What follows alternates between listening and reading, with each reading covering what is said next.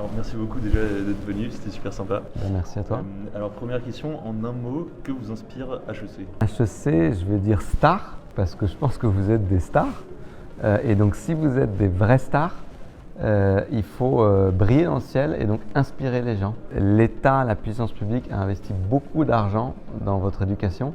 Et donc, il faut penser à très rapidement redonner à la France, au pays et puis à l'Europe.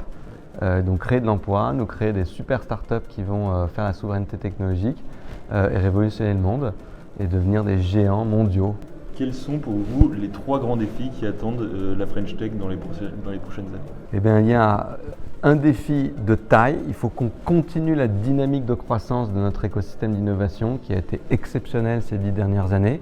Et il faut aller faire x2 encore dans les prochaines années pour qu'on ait un écosystème qui soit non pas le premier d'Europe continentale, mais le premier d'Europe, inclus le Royaume-Uni. Ça, c'est le premier objectif. Deuxième objectif, il faut qu'on continue d'élargir le panel d'innovation parce qu'on a beaucoup innové sur le numérique, les solutions de SaaS B2B par exemple, mais il y a de l'innovation dans tous les secteurs et donc il faut que la French Tech et toutes nos startups, elles pullulent dans toutes les innovations avec un objectif et un focus sur la deep tech parce qu'on a beaucoup d'objectifs qui sont liés à nos startups deep tech et on veut réindustrialiser le pays. Et donc nos startups deep tech, elles doivent nous aider à réindustrialiser le pays. Et puis troisième objectif, c'est qu'il faut qu'on féminise et qu'on diversifie notre écosystème d'innovation. Si je prends la féminisation, on a une situation qui est catastrophique. Si je prends les 40 plus belles de nos startups, le Next 40, il y en a une qui est dirigée par une femme, 39 qui sont dirigées par des hommes. Ce n'est pas une situation qui est ni acceptable sur le plan moral et politique, mais surtout c'est particulièrement inefficace. Et donc si on veut faire x2, eh ben, embarquons déjà toutes les femmes.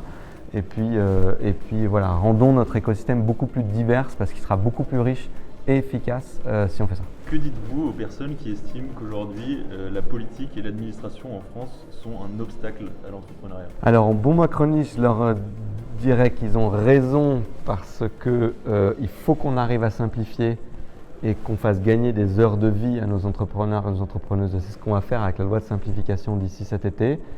Mais en même temps, je leur dirais bon courage s'ils veulent entreprendre dans un pays sans France 2030, sans BPI France, sans la French Tech. Bon courage. Et donc il faut aussi valoriser ce qui a été mis en place.